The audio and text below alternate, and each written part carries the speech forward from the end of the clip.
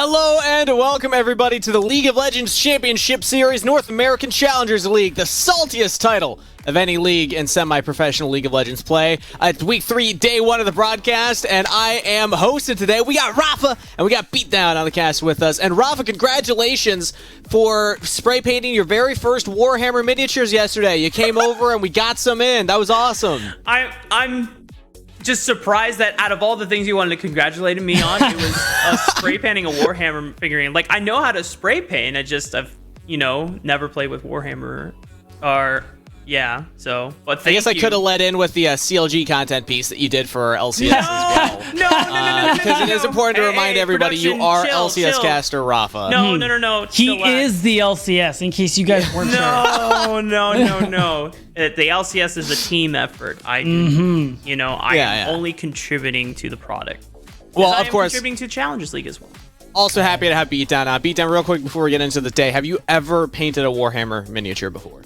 I haven't, but I'm sure by the end of this year, you guys will get me to do that. Oh, yeah. That'll be like a rite of passage when you come in. At this point, me, Mazel, and Joshi are so deep into it. But we got a lot of content today. It was a long week of editing for all of us on the pre-production side of things. So we're going to get through a couple of them rapid fire, starting off with the talent update from Cubby.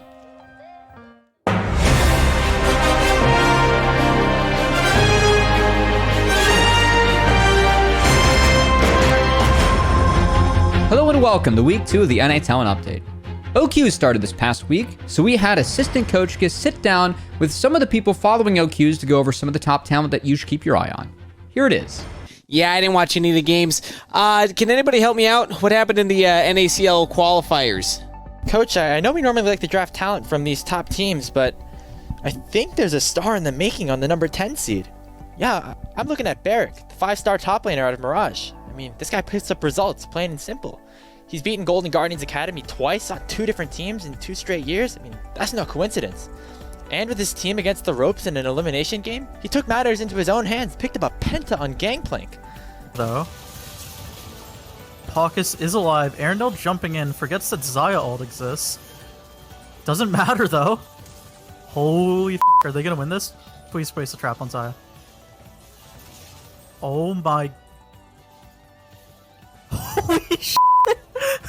I mean, stats look great with intangibles through the roof. I mean, coach, we have to pick this guy up. Okay, noted. What about over here? The new player that Team Fish Taco just picked up, Dard. Nobody's ever heard of this guy. Just fresh off the ladder. Rank 1 on the ladder, by the way. Team Fish Taco, new jungler. Played really well. That Kindred game was out of this world. And yeah, like I said, nobody's ever heard of this guy. He's completely new. Definitely look into him, though. Just, you don't need to look at his Leaguepedia page. Just take my word for it. You're going to want him on your team. This Dard player I'm going to keep my eyes on as a potential future prospect. Make sure to note that when I bring this information back to Cubby. Thanks so much to assistant coach and especially those OQ folks helping us out. Now, on to the big booty of the week with Mad Magic. Welcome back, Gilland lovers, to another fine edition to the booty of the week. Our swashbuckler hoon be finding themselves marooned on an isle with their matey. The black spot be given, and at the rope's end they tuck tail and run, about to be overhauled by the jackars. 'Tis only a matter of time before they feed the fish, or so hoon wants them to believe. 'Tis no lily-liver landlubber. They be an old salt of the high seed, will be a mighty brawl before they end up in Davy Jones' locker. Show these scallywags what for. Raise the Jolly Rogers for the mighty brethren fallen. Ah, shiver me timbers! The sea dog just cleaved evidence of the brisket. Give them no quarters, be hearty. Blow them all down and send them to the depths. Look at the cowardly swabs now, and remember this day as the day you was caught Captain Dig Hoon. Aye, and yo ho. That's be it. Passing up free booty is tough, but Copy did that and found real treasure as he took down 4 in our Raw Pog moment of the week. Day. But something I do want to come back to is Breezy getting caught in the mid lane, not able to get locked down too heavily now. And the Nature's Grass coming back both ways. Robbie Bob Needs to get out of there. Has the perfect execution. Does get out. No, he uses down the back end. Now we got the 2v3. Copy's not going to finish. Happening. Shaden goes back in. Copy goes in as well on the backside. Kevy flashes out. Flashes and flashes and flashes. Copy. But it's Copy who comes out on top. Breezy's chasing him down. Copy one more. And a double kill for the mid laner. Robbie Bob goes back in. True shot barrage across the back. Ooh, poggers. And that's been it for us at the NA Talent Update Week 2. Special shout out to the OQ folks and everyone that helped me put together this episode. We'll see you Week 3. But until then, may your week be filled with positive gaming experiences.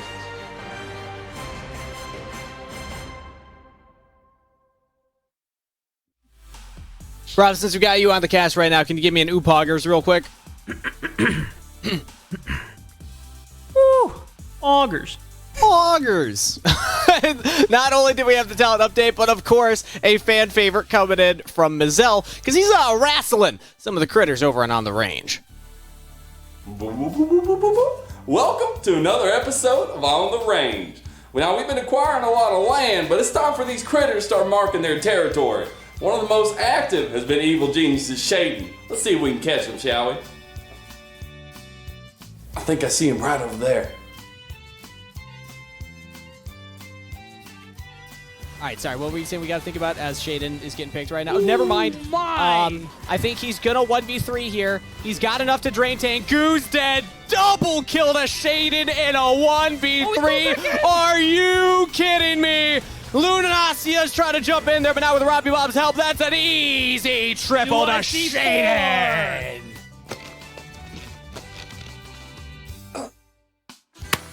A little bit tricky right here. Robbie Bob does have the heroic entrance. Justice Punch gets a knockup on NXI. NXI trying to get away. Camille getting in with the ultimatum. 1-for-1 trade. Still going forward. Is going to be Evil Geniuses. And Shaden will tear apart the back line with a triple kill for the Geniuses.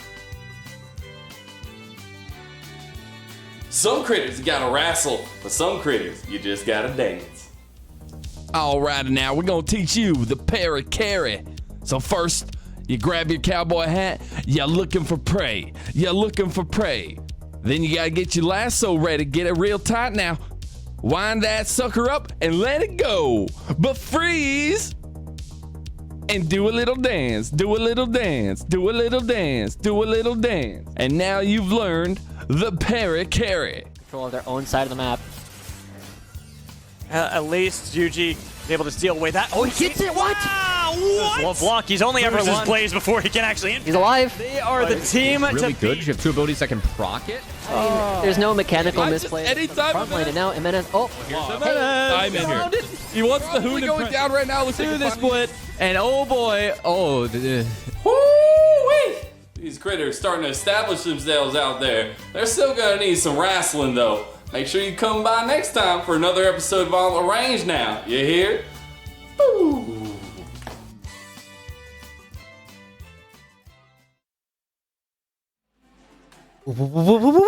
What a great episode of On the Range coming in from Mazel. Yet again, banger after banger, week after week, man. I'm always concerned that at some point you guys are going to run out of ideas and you just keep delivering. I don't know how you keep thinking of this stuff. The wrestling the plays, the M&S is what, like, I'm having a great time. I'm trying super hard not to the best part is that we all filmed all of that literally like minutes after filming this next video, which is one of the more cursed things that we're probably going to put out all season. So I'm not even going to preview this one. Let's just take a look.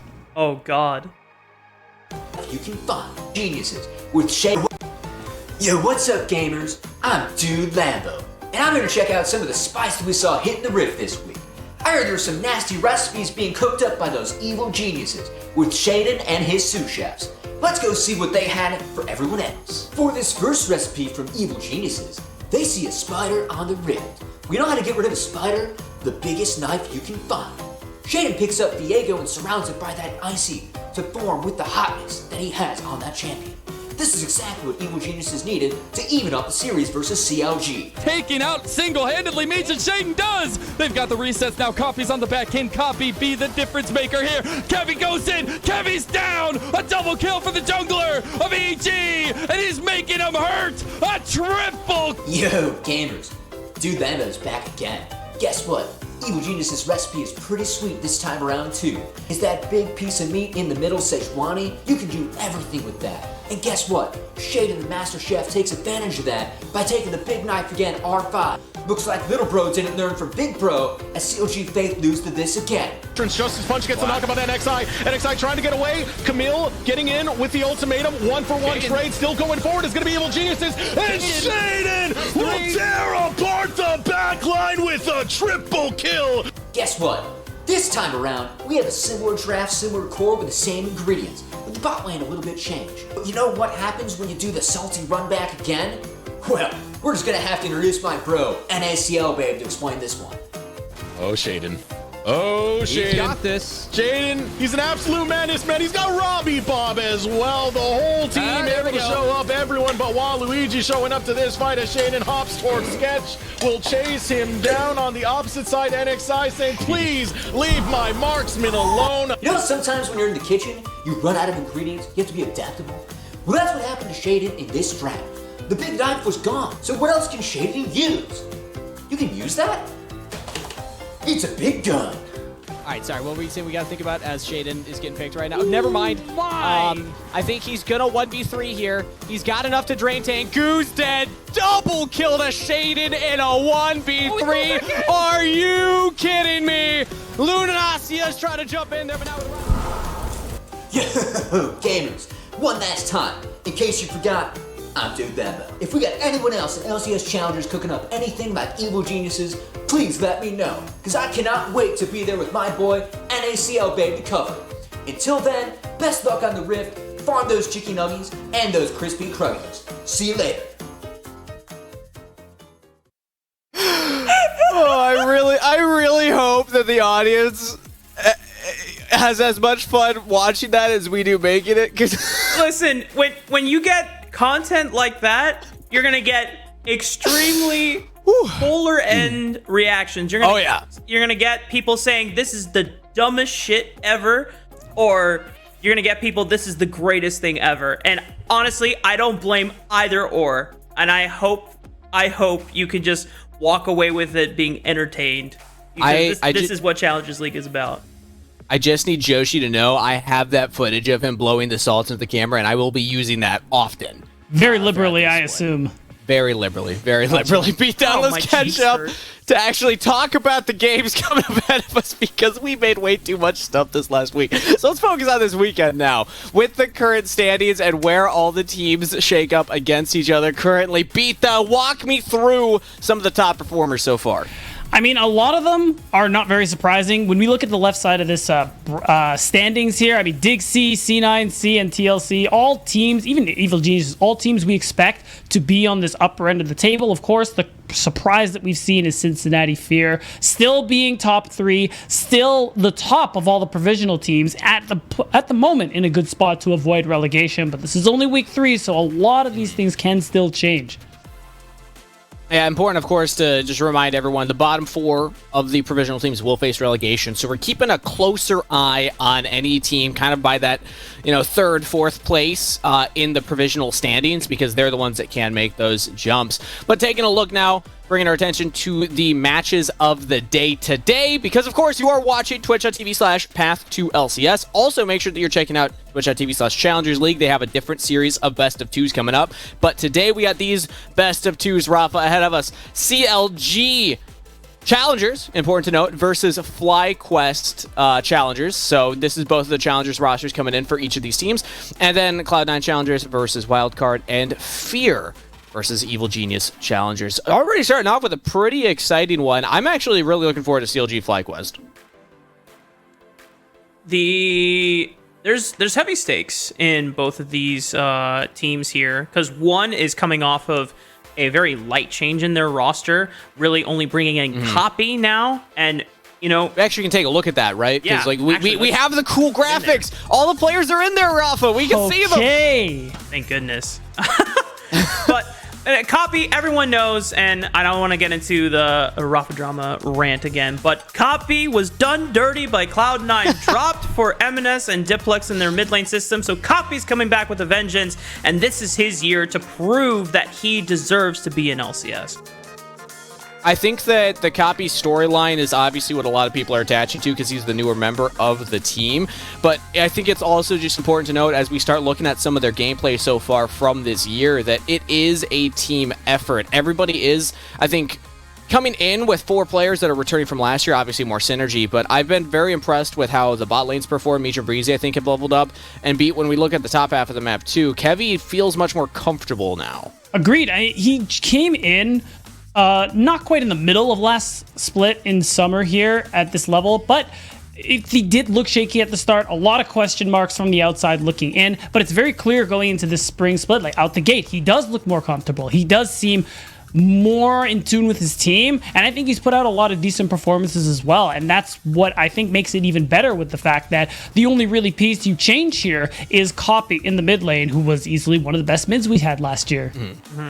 So after we've covered the entire team, I want to bring the conversation back to Copy because the mid matchup is particularly interesting in this match. Spyrax is his opponent. We'll talk about him in a little bit, but Copy, throughout his time in the Academy system, and part of why Rafa, you have these rants talking about him, is because we just keep wondering, what more does a mid laner have to do to make that jump? It's such a hard role to make that jump in, but Spyrax is another player on the opposite side of the rift that has also followed, a similar-ish journey, maybe not for quite as long as Copy has, but also shown a lot of promise as a player. Yeah, the main difference between Spyrax and Copy is Copy has had a year over Spyrax in terms of experience, but the thing with Spyrax's situation in this roster, Spyrax has to be the one that takes up the mantle of leadership after departure of Tomo and Diamond to the Dignitas Challengers roster. And with Keetong and Masu coming in, Keetong is not even the main starter for this this team. It's supposed to be Winsome, but because Ayla has been having visa issues getting back to the main team, Winsome has been subbing in for the main team, and that means everything is really on Spyrax. And so Spyrax has to both juggle leadership as well as just keeping up with his own laning and his mechanics. And we actually had a chance. You sat down with Spyrax and talked a little bit with him in one of our post-series interviews. So we wanted to take a look to highlight that and hear from Spyrax himself. Bit of a depressing performance from my end, especially since I feel like I've been doing fine in scrims. And right now I kind of have to be more of a leader, and I definitely didn't show up today. So kind of feels bad, but I'm glad we got a win at least, especially considering that our ADC is playing on 100 ping. So it's pretty hard for him, and shout out to Masu for that. It's definitely hard, especially at first, like our first scrims, because our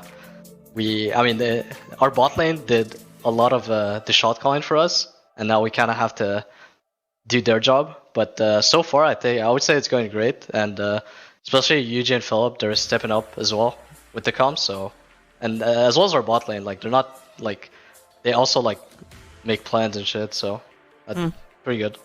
Yeah, more so getting used to like feeding information, like for everyone's we all try to like call our conditions, and for me personally, I try to focus more on like side lane in the mid game, that kind of stuff.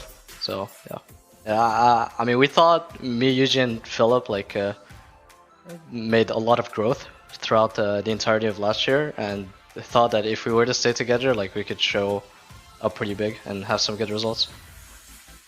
I'll always try to be better at laning because that's really important, but also just be a leader in general and try to like set up my team for success, and utilizing my teammates more often, I would say, are my primary goals. I think that just echoes a lot of what you were highlighting, Rafa, is this feeling of pressure stepping up, going into more of a leadership role now that he's been playing in the Academy scene for over a year now. So it's a different look for Spyrax, but I am excited to see how he grows as a player with this additional responsibility. Yeah. So let us know what you think, everybody, in Twitch chat right now. You can spam CLGC if you're part of the faithful and believe that they'll pick up a win themselves. CLG's been struggling as of last week, and even in LCS. But FlyQuest Challengers, if you believe in them, make sure to spam FlyC in the chat now. It starts at 50-50, but it will be updating live as we are ready for pick and ban, getting into it. So, Beatdown, who you got taking this one? If you had to sway Twitch chat one way or another. Kangas, I think I'm one of the faithful, at least today. I'm going to give it to CLGC. All right. You know, I do love FlyQuest as an org too, though, so I shouldn't even celebrate here. I do think that CLG Challengers, Rafa, are probably favored coming into this one, just given where they are right now. Yeah, I mean, like, individually, you can say that, like, most of the laners are kind of in the same tier level. The main difference, though, is that the leadership is much more established in CLG Challengers, and the structure and the shot calling system is less dependent on the mid laner, which is kind of what we're seeing the big crumble for FlyQuest when it comes to the mid-game macro. It's not as existent compared to the rest of the teams. Yeah, one of the things we were talking about was FlyQuest challengers need their hands for this match for sure. With that said, Pick and Ban is ready, so I'm going to throw it over to Rafa and Beatdown to get us into game number 1. Bye, Kangas. Say goodbye, Kangas. Bye, Kangas. Yeah. We'll miss you. No. And your trash can camera. Well, okay. We'll have to explain that bit. Or has he done it before? He has done it on broadcast. He did it last week. Okay. So that was my first time seeing it during not the pre-show, but before we went live on air. But you should have seen it last week. We were flaming each other hard. Oh my goodness. It was good. Well, Beatdown, I am always approving when my color caster dishes out on Kangas, especially when Kangas comes after my boy. But the draft, nothing too surprising if we're going to be honest here. The meta has just kind of been the same old, a lot of jungle bans. I will say, and the least respect from UG does show that CLG are, I want to say, cognizant that UG wants to get away from most of the tank jungle meta and wants to put the carry resources in his own hands. Right, and the question is going to be what's available. Of course, Maokai being one of the more popular jungles, up and available immediately in the hands of Kevy. He's had his chances with it, and I think he's done very well, all things considered. Has led CLG Challengers to some really big team fight wins, and already everything else, like you said, a very predictable meta. Who could have predicted Lucian Nami into Zeri? Not me, Lulu. bro. Not me, bro. Like I don't even know.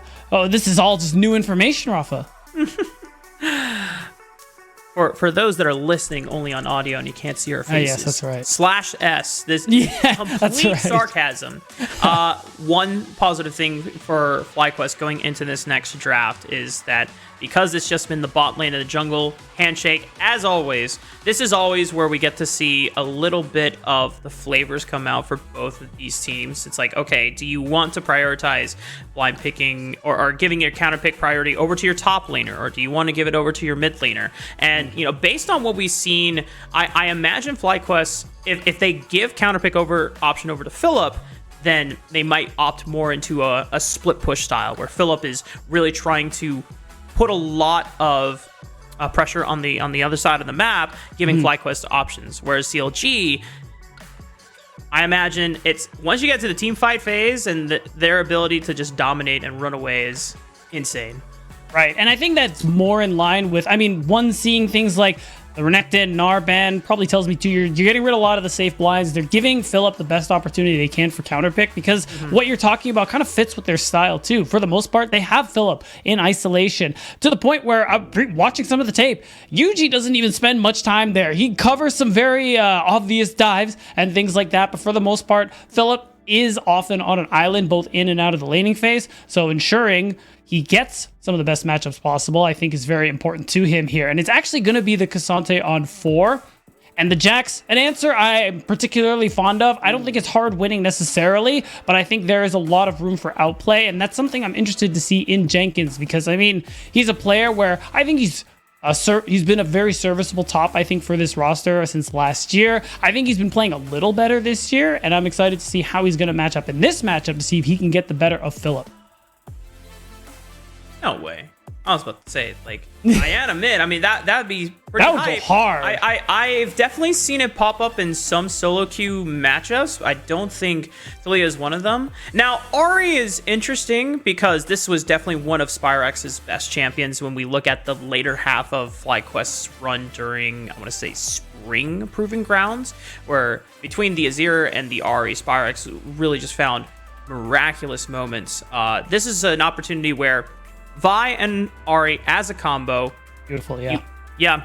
You're ulting onto the Zeri. Meech is going to be your target every single time. And things that we always criticize with compositions whenever we have a Vi and no one else is diving, then it's like, well, this Vi is just running a solo suicide mission, right? Like, it's you gotta have helpers with the dive squad back there, and Ari's gonna be there for as well.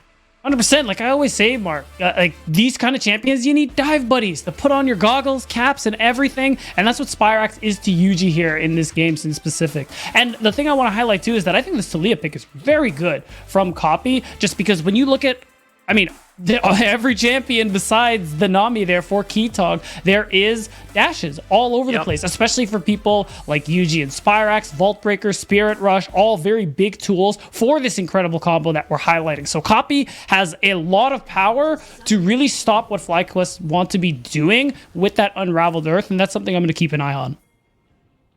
And we're on the Rift now. CLG Challengers ran all 5 of their members through the bottom lane to take out some early wards in the bot lane, whereas FlyQuest only invested 1 in Ketong to combat that. The rest was sent towards the top side of the map. They get a little bit of vision control in that top blue jungle. For FlyQuest, we see a lot of different pathing routes from both junglers here, especially since we're in a meta where full clearing isn't necessarily the best thing to do these days. You know, you are more flexible, and you know we're gonna get to see, just based on the routes that both of these junglers take, what their priorities are for the rest of the early game.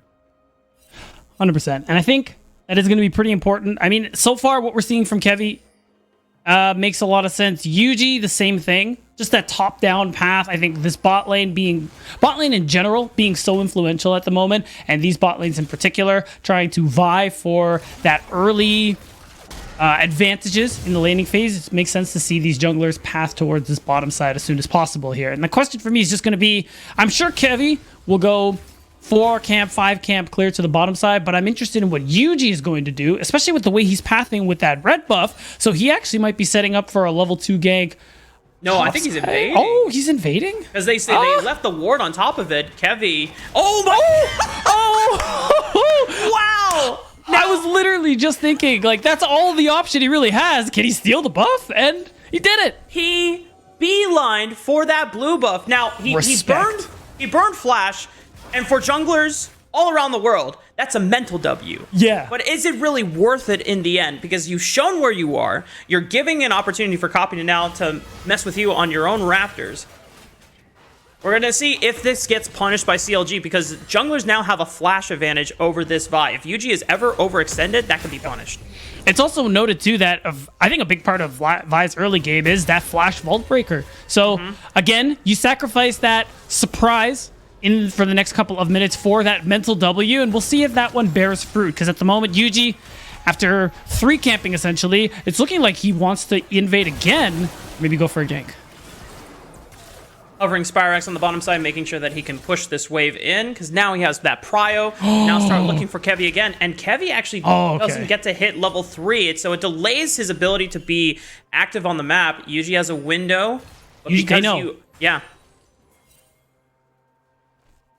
Oh, this is so brutal. Waves pushing away from Breezy and Meech too, but they're just being very respectful at the moment here. And some good early vision is going to give them that comfort. Like, okay, Vi's gone. We can start to push a little bit. Our jungler's level 3 and in the vicinity, so they should be in an okay position there. That timing, if they hadn't spotted Yuji, could have been an incredible early game play from FlyQuest. But again, we're already seeing the consequences of blowing the flash early, because I think that play would have been a good one if it was available. But, oh ho ho.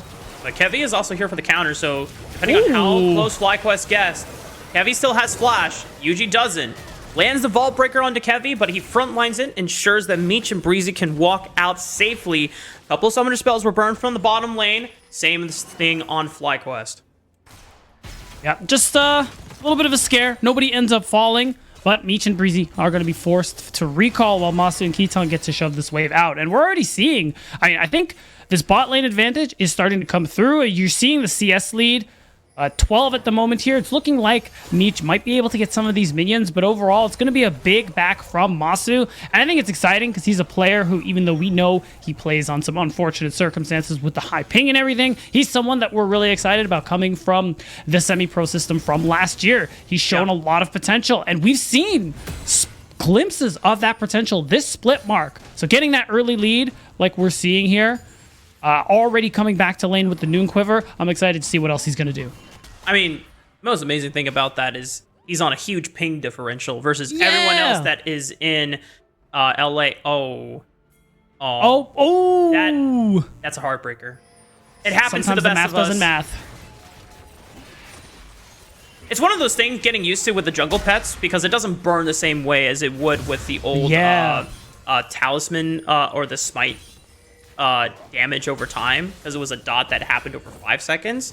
With the jungle pet, it's just next to attacks, and then that's it.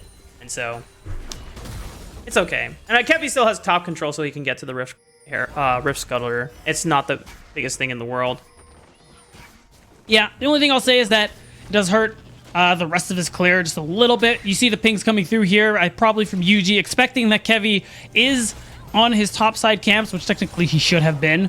But overall, it's good to see that they're keeping an eye on Kevy. I mean, we were talking about how FlyQuest needed to work on the macro. We know these players individually, very skilled, but being able to work on the finer details outside of the laning phase and seeing these little bits of it, I think, is a great thing to see, especially with Spyrax having to do a shoulder so much of that load now that he's no longer playing with Diamond. Big shoes to fill for Jalal, the mid laner of FlyQuest Challengers. He's been adjusting to it in the past couple weeks. We are on week 3. Patch 13.1b means that there's some changes in what champions to prioritize, but most of it is still the same. Now, Masu and King Tong are doing a pretty darn good job of beating up Meech and Breezy, trying to make sure of this window that they have. Nice smite from Kevy. Secures his own chicken nuggets back away from Yuji so that the counter jungling is not as successful.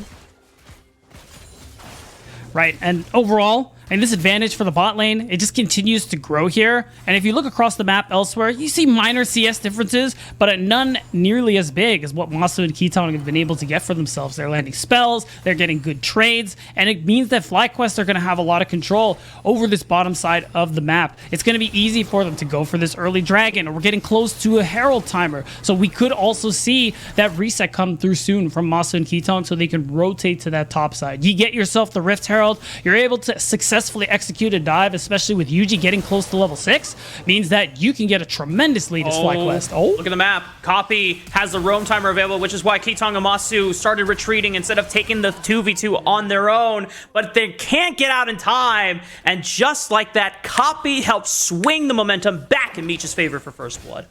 Big move from the player. Like we keep highlighting, a great mid laner from last year just continues that greatness. One thing we didn't even get to highlight in Champ Select was the Weaver's Wall. That ability to make cross-map plays like few other mid lane champions can, and Copy already finding some excellent use off of it. You give Meech first blood, much needed after the laning phase he's been having against Masu and Ketong, and you slow down what Masu's been able to get for himself early on.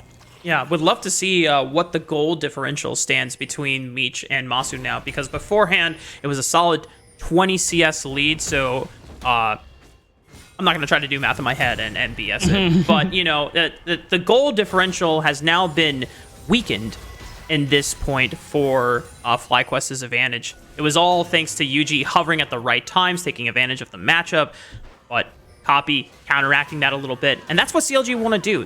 This is, when you look at the heart of what Meech and Breezy can do, a bot lane that we've already been super excited about, touting as one of our top 3 bot lanes for the split, you give them that extra bit of resources, the investment is going to pay off. Absolutely, and I mean, Zeri being that champion where you're expecting around the 3rd dragon timer, if dragons are picked up immediately, that 2-item spike comes through. That's what you're looking for. That whether it's Phantom Dancer, whether it's Runons, whatever the case may be, that's when Meech really is going to come online in this game. So any accelerant, like you rightfully point out, Mark, is much obliged for this team. Although, it's interesting to note, no one's going for dragons at the moment. It is that Herald focus, especially with Philip and Spyrax being able to make the move here for this objective, and it's going to give an opportunity for CLG to get that first dragon, but again, that snowball that FlyQuest want, given their draft and what they're playing into, I think is really important potential here. And now we're just going to wait to see where Yuji wants to drop this one. Bot lane focus, I think still makes a lot of sense. And wow, Masu took that personally. You can't sapling up this jungle. Kevi also getting a little ticked off. Throws out the Nature's Wrath. Copy is here in case they want to get a little feisty. FlyQuest getting pressured under this tower, but no real dive comes into play because they knew that they had run out of time. Yuji had already recalled and finds his way back towards the bottom side of the map. I find that use of the Nature's Grasp very interesting, Mark, just because now you have this timer where Yuji, I think, is going to be very comfortable going for a dive, and here we go. Oh, he wants to look for the play. Okay. Charm is dodged by Copy. Good flash. Yuji was there ready for the cease and desist to lock him down. We talked about that Vi Ari combo, so essential to making plays happen, especially on priority targets later in the game. That's right. Now you got Copy's flash out. He's vulnerable for the next few minutes, something you can certainly take advantage of. And again, we have the 3v3 bot side. Kevi doesn't have the Nature's Grasp because he used it earlier. I think Yuji knows that.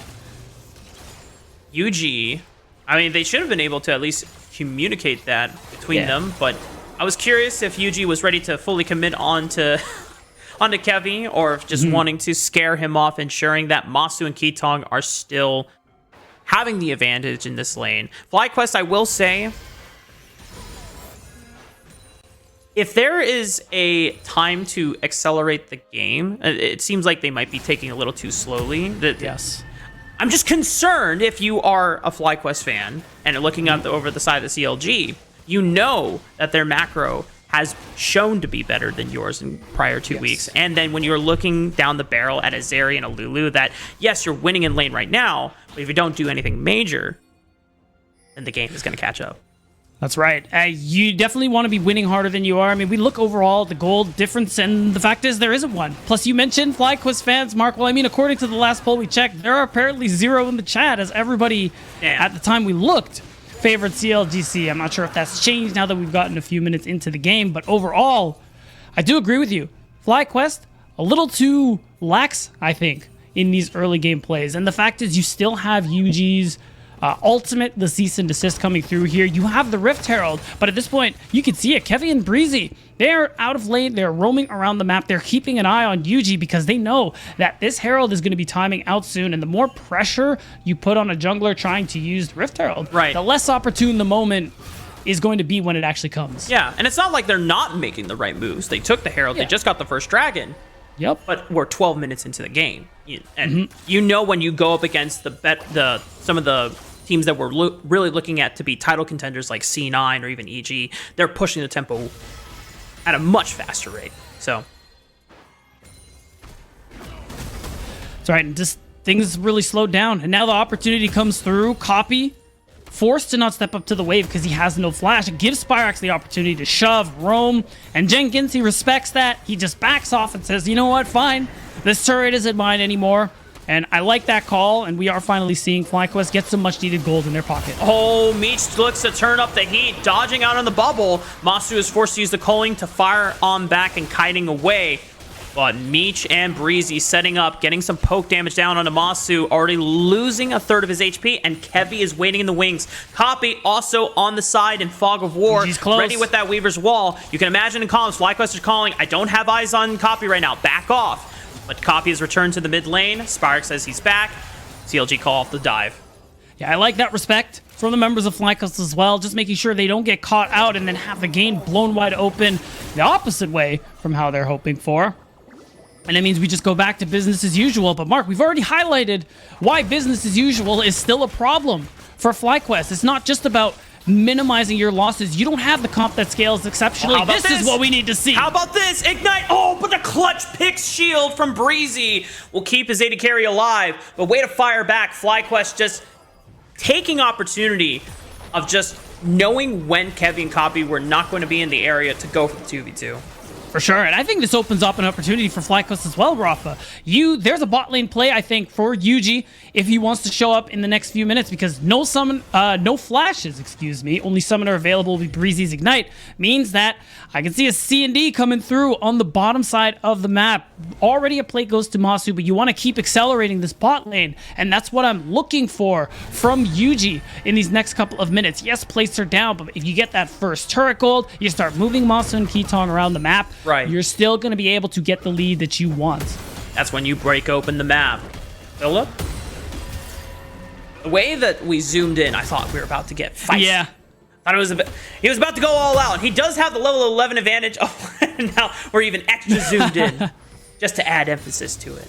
Man. It's a nice skin, you know. We gotta zoom in, appreciate it. I think that's what that's all about. Skin. Yeah, it is. You know what? Monster's also got a clean skin. There's a lot of good skins. That's like half the money comes from, surely, from this game. Incredible skin design. Ooh. Damn. You know, sometimes you walk up your tree and you think, okay, it's just a sushi fish. What is she gonna do? Yeah. Then they throw out a bubble, and then you see the squad pull up, and you're like, oh, I have to flash. This is unfortunate. It is, but you know, you pay their respects. It happens to the best of us, Kevy. Doesn't mean it is the end of the world. The big thing now, though, that flash not being available, FlyQuest set their sights on the second Rift Herald, which I think will be how they plan to get that first turret off. We've had a very slow early game, all things considered. Yeah. And again, that still favors... Oh. So Kevy is here. Doesn't have flash available, so he cannot easily get in range for a flash W. Set up. FlyQuest are just pushed off. There's some good defensive maneuvers from CLG trying to stave off the pressure from the bottom lane, but Masu and Ketong just creating that extra window, forcing Kevy's presence on the bottom side of the map.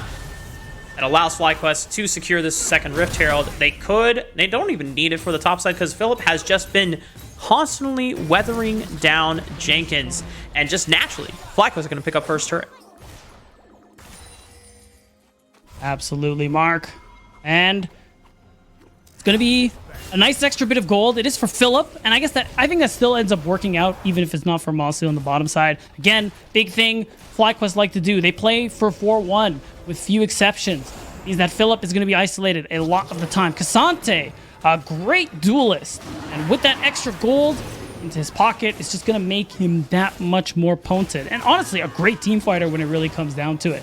And it also means that FlyQuest are going to continue their Drake stacking. So this is good too, because we talk about how CLGC, they're going to scale. You have the Zeri Lulu and the Maokai.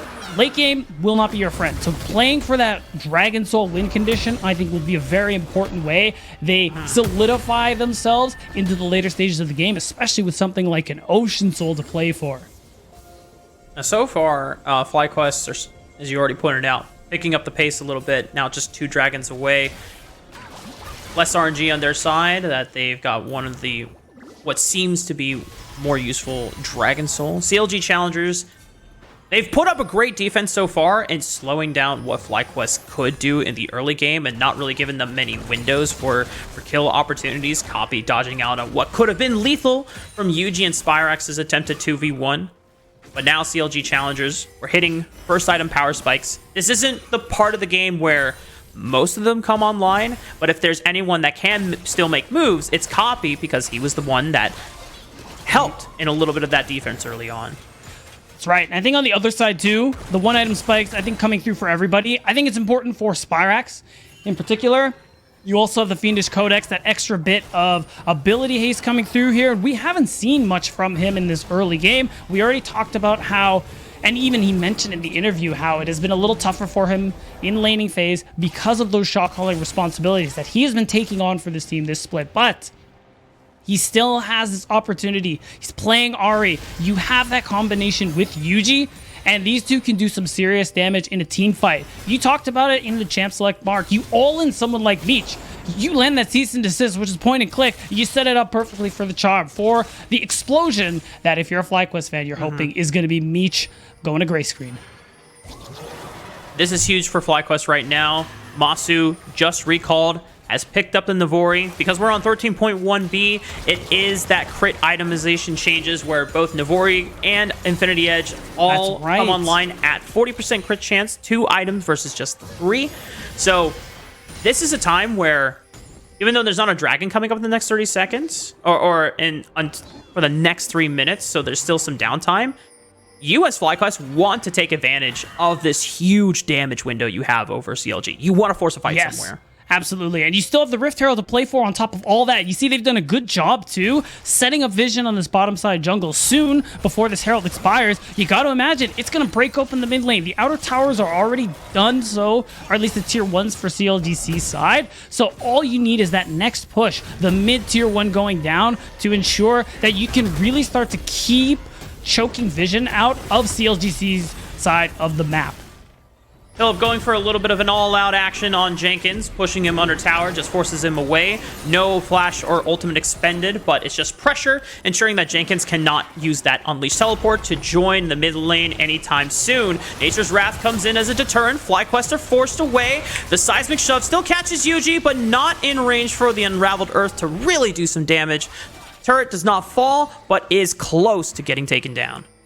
Yeah, so this should be able to be something they all in for in a minute or 2 mark, and I think that's going to end up being important just because of the fact that you see them trying to keep this vision chokehold I was talking about on the bottom side of the map, and that's so important because Dragon Soul is so important and so big for FlyQuest at the moment here. We're 130 away from their soul point, meaning they want to keep that advantage going. They want to make sure that either CLGC don't walk into their jungle, or that if they do, they end up getting heavily punished for it here. And I love this commitment. To just making sure you get the turret down.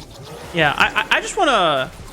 I'll have to verify if Masu is still in LA or has made it to LA yet, or if he's still playing we're gonna find out. East side of the country. Because if he's still doing this on like whatever 100+ ping we've heard from FlyQuest management, it's incredible. Absurd. For Masu just to rise above the, some might think it's a small difference, but it does mean the world in some instances. And there's just, you can already see the amount of growth that Masu has had in terms of confidence, even when now going from semi-pro to the Challengers League. Absolutely. I think he's already shown to be night and day, a different player from what we've seen from him last year. We already thought he had potential then as well. So this just makes it even more exciting, especially for when he does eventually go to LA, join the rest of his team, no longer have to battle with the nightmares of extremely high ping. And what we were talking about, Mark, is coming to fruition now. Again, they are making a huge effort on the side of FlyQuest to ensure that they have vision on the bottom side. Nobody goes in this part of the jungle, Mark, without FlyQuest express permission, say so, whatever you want to call it. And that means that CLG, they went the long way through the bottom lane into the river. And this dragon, so important. FlyQuest, they need to get it. It was the only route that they have. Now, FlyQuest would love to secure this dragon to put themselves at soul point, but they can always go towards the mid side. Early teleport coming in from Philip. Jenkins took the long way, so he's going to make it in time before a fight breaks out. Philip is on the right side of this flank, checking for the blast cone. Copy's trying to get vision to see if he can pop it, denying Philip that early backline access. 30,000 or 3,000 HP on the dragon. It's going to get close. Copy's going to separate them with this Weaver's Wall. UG's separated. 1,900 on the dragon. He's forced to run away. Seismic Shove is huge. It forces the front line. Meanwhile, Keetong getting obliterated by Jenkins in the back line. But watch Masu, because Masu went forward looking for damage, but he's forced to flash away. And we talked about this beatdown when it comes to the team fights. CLG, the coordination is just going to be overriding everything that FlyQuest Challengers had built up from the early game. Now Jenkins in a 1v1 with Philip. He's got Keetong on his side. Not longer a 1v1. FlyQuest are able to salvage a little bit of the play, but overall the momentum swings to CLG. And you saw the decision, the hesitation there from FlyQuest. As soon as the Weaver's Wall came out, they decided they no longer wanted to be part of this. And you talked about it. We've been talking about it, CLGC, especially in the team fight, especially with Kevy on the Maokai. Just in that Nature's Grasp is just too powerful. So it means that as soon as the Vault Breaker comes through, everybody gets caught in here and you're forced to fight. FlyQuest, Philip especially doing his best to keep Jenkins off the squishy members, but ultimately, when you have a Lulu at your back, Meech very happy and very easily able to put out all the DPS necessary. And what did we highlight? That Unraveled Earth, again, minimizing that potential movement. That fight could have taken a different turn, but it just looked like Philip and the rest of FlyQuest never had a chance. You can see the hesitancy in FlyQuest. This is the part that we have been watching be kind of the Achilles heel for the squad. When you look at across the board, there's talented individuals in every single lane that we have high expectations for, but comes to this mid-game moments where FlyQuest were like, I mean, it seems obvious. UG, go forward, lock down Meech, have confidence in SpireX that he's going to follow up and be able to blow him up. But they were postured. There were so many frontline options. They can't just... It seems like they don't have the confidence to just go in fully through the front door. Yeah. And they can't find a way to position through flank side to really ambush Meech. So CLG just being able to turn up and show up when it comes to just pulling the trigger. And if that's the case, what FlyQuest are going to need to do for these next fights is that you're really going to need to lean on Philip. And that last fight we saw for the soul point for FlyQuest, or what would have been their soul point, Philip TP's in, didn't have the most optimal position. Oh. Woo. Woo. Could have been close for Masu. UG also just tanking up the Nature's Wrath to make sure that there was no possible chance of anyone following up onto Masu. Still down a flash. Gotta be careful about where he steps forward. If there's another fight within the next couple of minutes, could be something that is punished by CLG. Oh, UG might have an angle too. Cease and desist. Okay, they look for Copy, and Spyrex is right there. Charm right on top of it. Do they have the damage? But great stasis from Copy. Dodges out on the last bit of Orbit Deception from Spyrex, and UG is taken down by Meech. The rest of the reinforcements from CLG come in clutch. And unfortunately for FlyQuest, they looked for the assassination attempt, but it's great defense from CLG once again, dodging and preventing FlyQuest from getting their win con locked in. Mark, both cavalries come through, but CLG's just comes faster. And you see how important it was for the all-in to get somebody on FlyQuest's side, but they weren't able to get a single pick coming through here. Breezy didn't even need to use the Wild Growth onto Meech. He was in a perfectly safe space when it comes to being able to output damage, especially when you have Jenkins on the Jax to be able to play frontline for you. They get their prize in the Baron. They get the gold lead that they've been patiently waiting and playing for, and now CLG find themselves in full control of this game. Yeah. Whoa, hey. The game is not over yet. It does seem to be swinging that way, but you know we still got some gameplay to play out.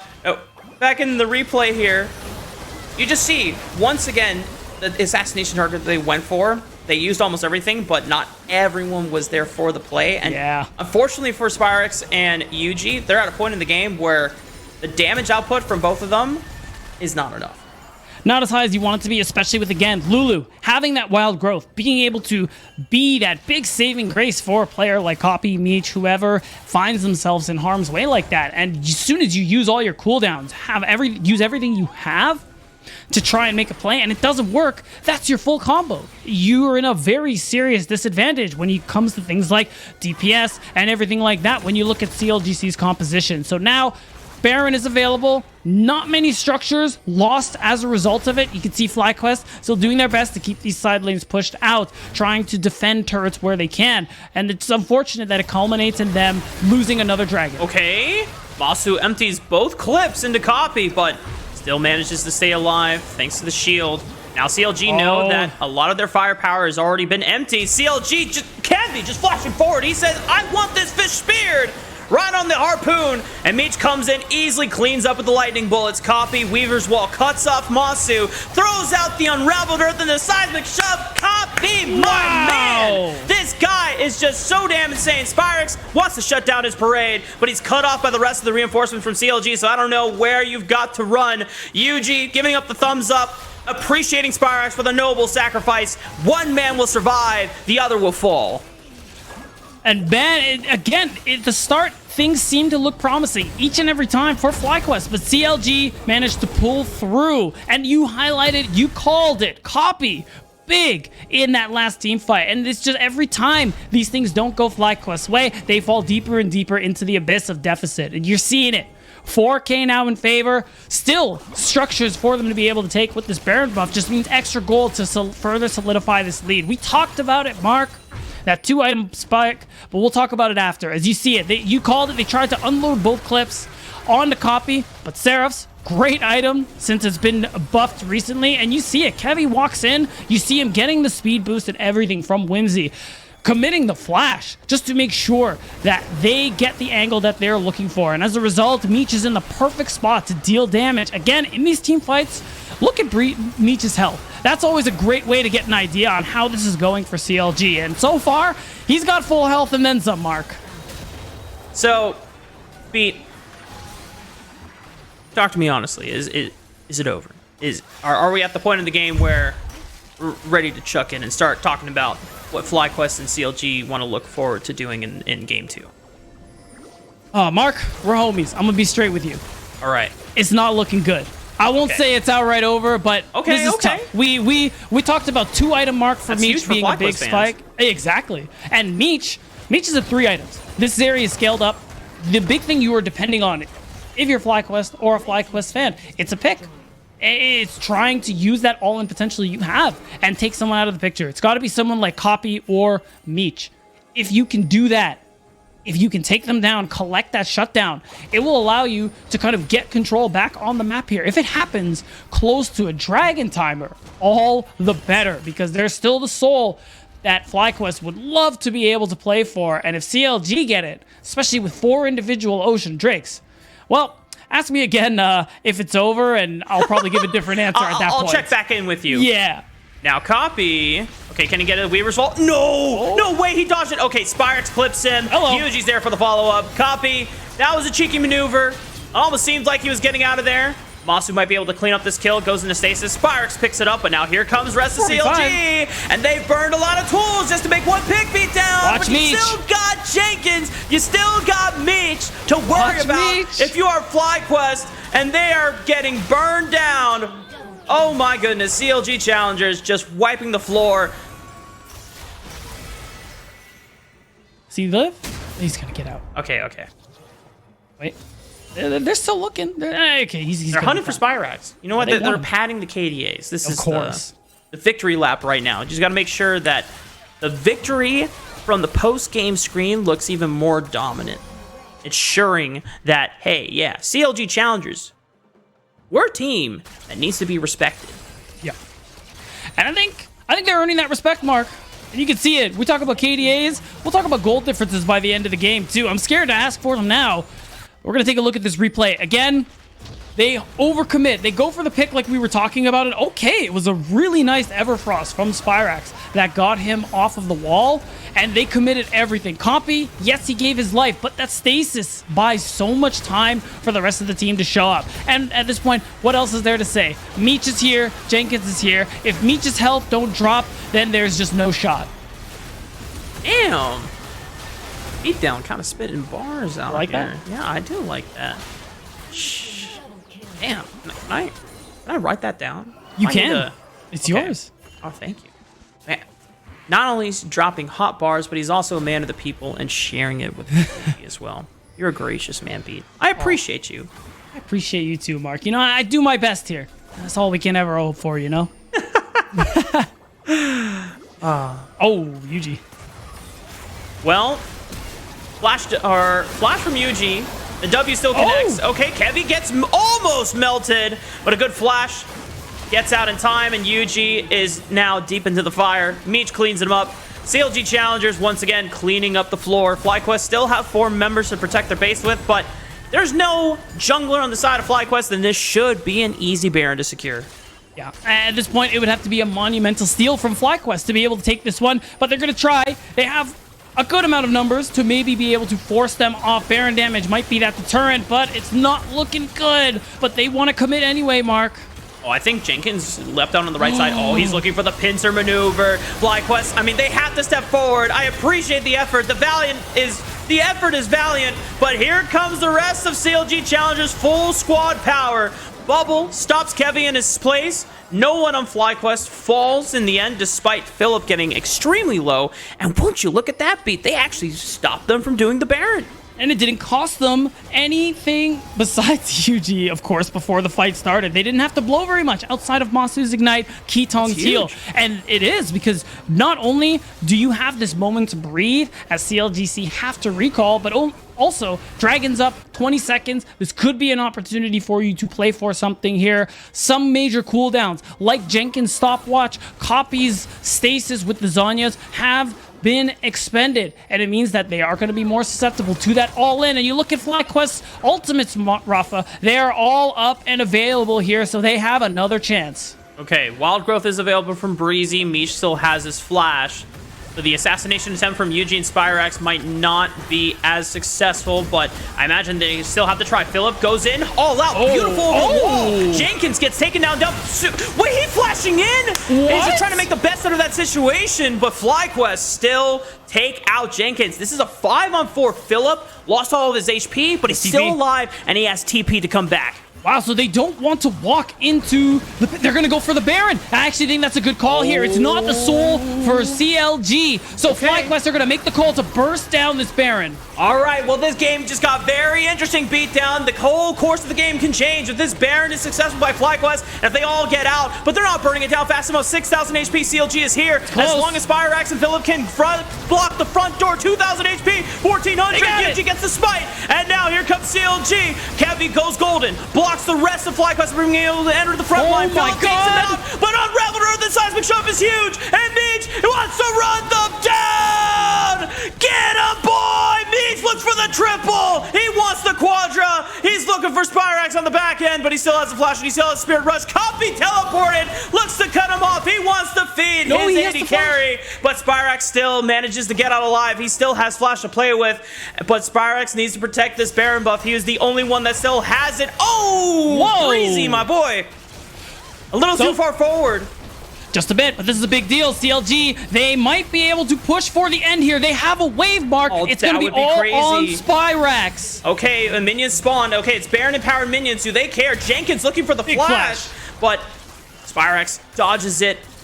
No Counter-Strike stun. Spyrax will be able to hold on to the remnants of the FlyQuest base. Oh, baby. Beat. That was kind of pog. That was kind of pog. FlyQuest talking about the mechanics. Some of the high highs we've seen from this roster. Incredible back-to-back fight coming through, even though Meech managed to turn it around at the end with this 4-item Zeri. And you're going to see it here. Really good brush control. They're buying all the time they could possibly hope for. Before we go into this fight, the big ultimates for the side of FlyQuest were already expended in the previous fight that killed Jenkins. It means that they used all they could, but it wasn't enough because your combo, those ultimates, are what is so crucial for taking it down. Again, it's Meech on the Zeri. Look at the HP. This dude is untouchable, and he's just able to continuously go forward and deal monumental damage.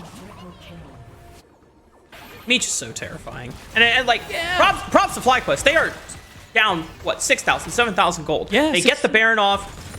Unfortunately, most of them die, but Spyrax does live. It denies the Baron. It stalls out the game a little bit more. I'm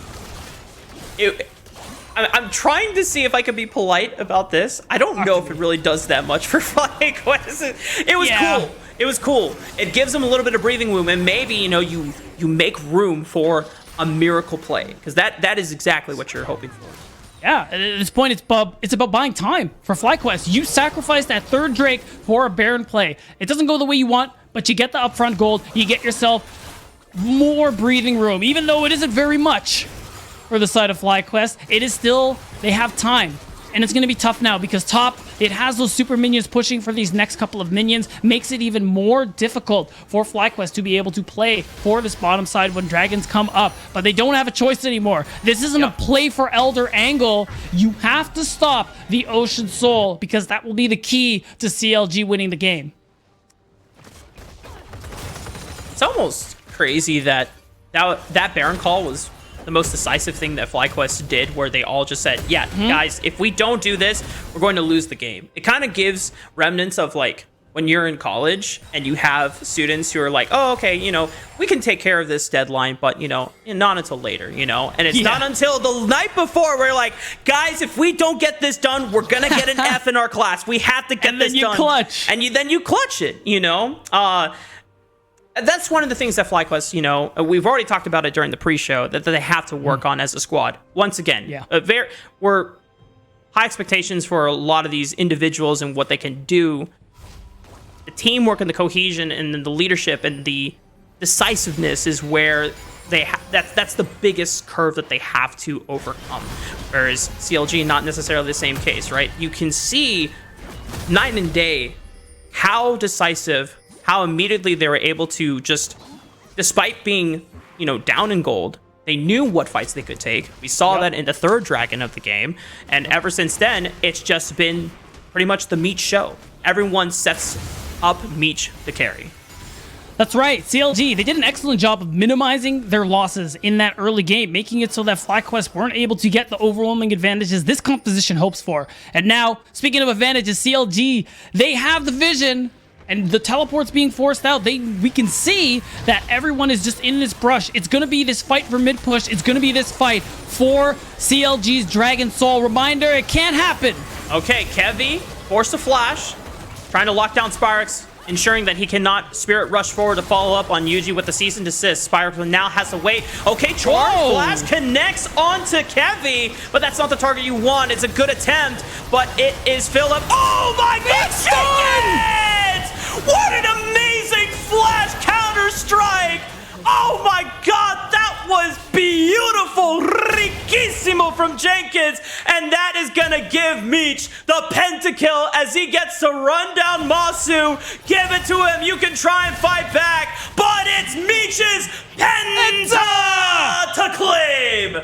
My God, what an insane play from Jenkins in one swift strike. They win the game for CLG. It's a clean ace, a penta for Meech, and everything CLG and CLG fans could possibly want. And you know, Beat, CLG were already in a winning position, but man, that was just the damnest coolest thing from Jenkins. What a huge moment to clean out the game as CLG Challengers take game 1 of the series. And they do it in a wonderful fashion, Mark. From start to finish, even though FlyQuest gave us a lot to be interested in, and a lot of times where we thought, oh, maybe this might be happening. Maybe they are able to get the leads that they need to win the game. But really, it amounts to CLG, again, minimizing what they could lose in the early stages of the game. And on top of that, it's just some really good team fighting, really snappy and decisive calls that allow them to take this win. Yeah, that's why CLG Challengers is, you know, one of our favorites for at least if we're going to talk about top 6 conversations, right? But for us, we're going to be taking a quick break. When we come back, we're going to be reunited with our lovely host, Kangas, as I don't know what he's cooked up for us in our halftime show, but we're going to find out soon.